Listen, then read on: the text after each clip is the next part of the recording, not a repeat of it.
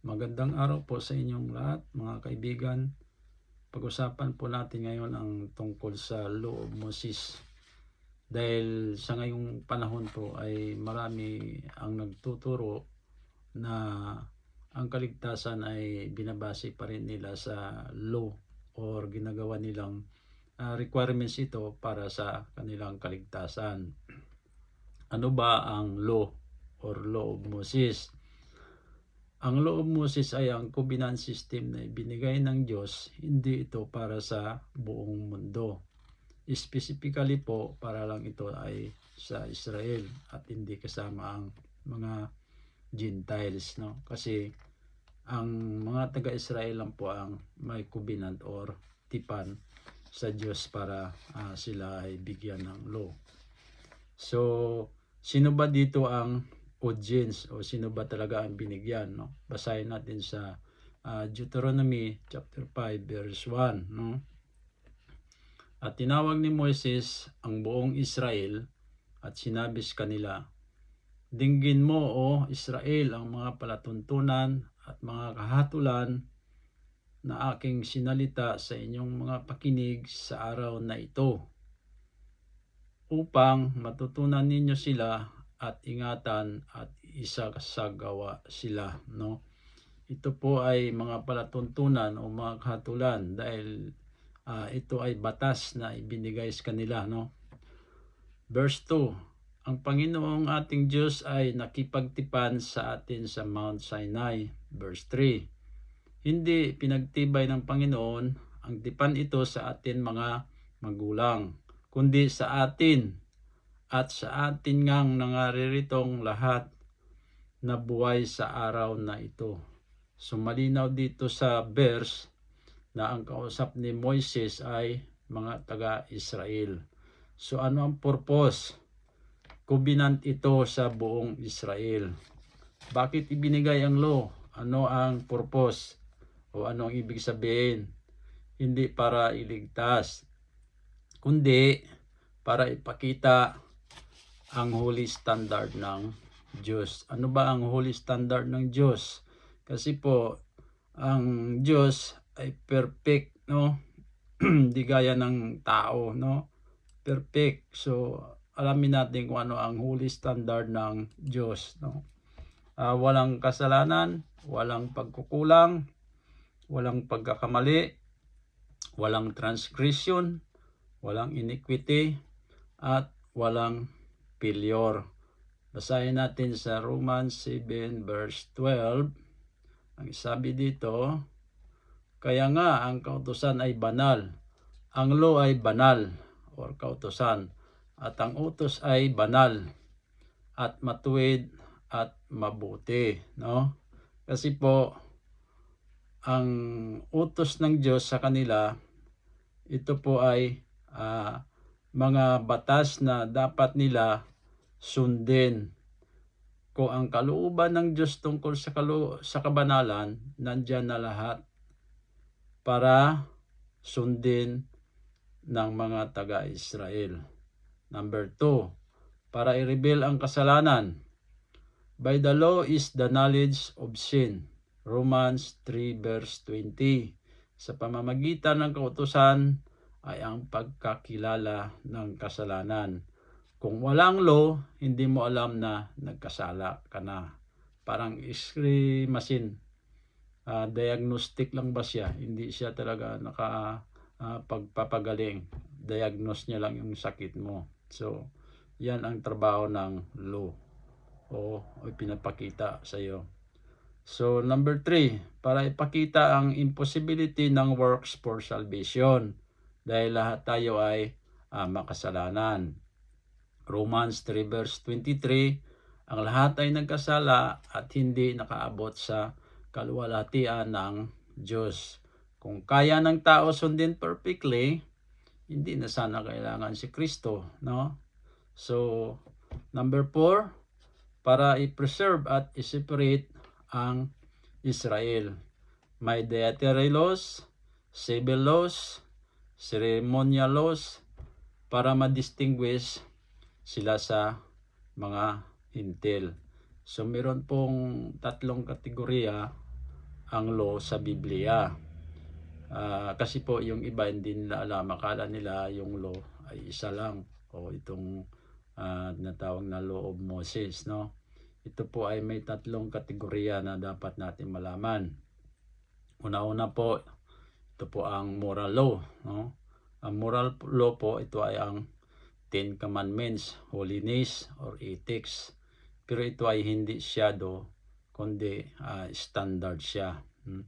Pangalawa, ito po ang ceremonial law. Ito po naman ay ang mga sacrifice, temple priesthood, feast days, washing. Ito po yung mga sacrifice nila sa mga hayop, no?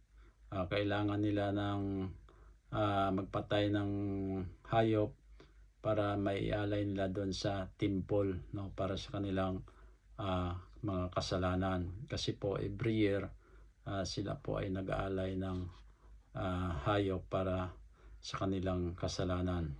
Lahat ng ito ay shadows pointing lamang po kay Kristo. As shadows of good things to come, sabi sa Hebrews 10 verse 1. Number 3, civil judicial law, civil or judicial law. Penalties, property, national discipline. Ito po naman ang pagtupad ng mga parusa, governance, buong nasyon naman to ng Israel. So sino ba ang recipient dito, no? Hindi po para sa Gentiles, hindi para sa the body of Christ, hindi para sa church age salvation, para lang ito po sa Israel under the old covenant. So ang tanong, kaya ba ng tao sundin ang law para maligtas? Hindi, no? Kasi sabi ni James 2 verse 10, for whosoever shall keep the whole law and yet offend in one point, he is guilty of all.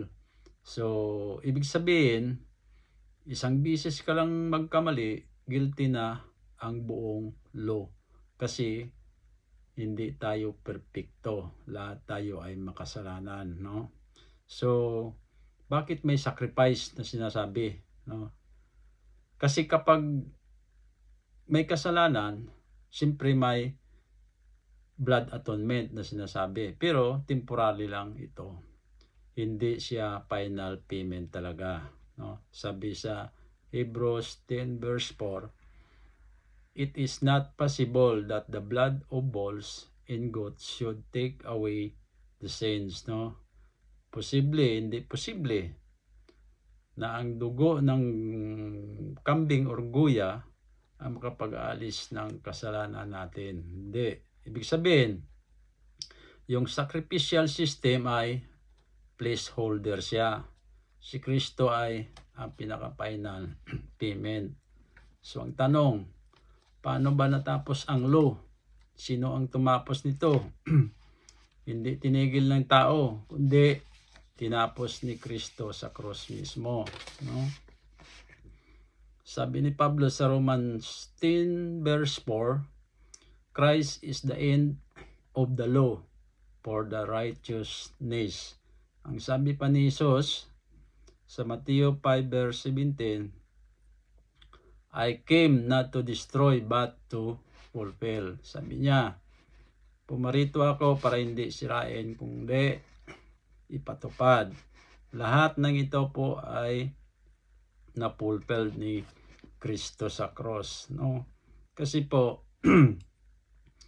kung atin pa ngayon sundin ang law o atin gawing requirement sa ating kaligtasan, malinaw dito po na ang sabi sa Romans 10 verse 4, Christ is the end of the law. Ibig sabihin na walang bisa na po, hindi na siya pwedeng gamitin kasi tinapos niya na ito, siya na ang nag-perform sa cross para tapusin ito. Ngayon, ang ginagawa ng iba, piniperform pa rin nila ito, parang wala silang tiwala na si Kristo na talaga ang nagtapos sa batas na ito, no? Hindi na ang tao. So lahat ito ay fulfilled na ni Kristo. Ano ang nangyari? after the cross. So may malaking pagkakaiba nung matapos siyang ipinako. So ito ay ang napakahalaga rin na dapat nyo malaman. Kasi po, kapag hindi natin alam to, ganun pa rin ang mangyayari. Susundin nyo pa rin ang batas at isama ito sa kaligtasan. Ito po, anong nangyari after the cross? Ang tatlong ito ay tinapos na. No? Una-una yung ceremonial law, civil law, at ang moral law. Lahat ng ito ay wala ng bisa kung tungkol po sa kaligtasan. At ito po ay tapos na. Hindi na kailangan ito. Kasi sabi ni Pablo sa Romans 6 verse 14, ye are not under the law, but under the grace. Hindi na po tayo sa ilalim ng batas, kundi nasa ilalim na ng grace or grasya. Ito ngayon ang maraming confused sa ngayon sa mga nagtuturo o sa mga simbahan na inahalo-halo nila ang mga verses mula sa Old Covenant hanggang sa New Covenant. Kung parte sa kaligtasan ng pag-uusapan, inahalo-halo nila. So ang labas niyan ay perverted gospel, no? Sabi ni Pablo sa Galatians 1 verse 6 to 9. Ito po ay hindi na siya tunay na gospel, kundi perverted gospel siya. So ano ang common mistake ngayon sa modern church, sa mga modern churches, no? So ang turo nila ay talagang faith plus work, no? Equals salvation. So yan ang problema ngayon. Kasi po dinadagdagan nila ang grace ng works. So hindi pwede. Kasi hindi na sa pure grace or grace salvation. Ang sabi pa ni Apostol Pablo sa Romans 11 verse 6, if by works, then it is no more grace, no? So hindi mo pwede pagaluan ang grace talaga ng works. Kasi po hindi na siya gospel. Sa panahon kasi ngayon, medyo ang ibang nagtuturo, nagtuturo sila ng faith alone, grace alone, pero nagpe-perform pa rin sila ng rituals katulad ng water baptism. Yan po ay counted pa rin sa perverted gospel na tinuturo ni Apostol Pablo. So, ang kinalabasan niya na hindi na siya totoong gospel.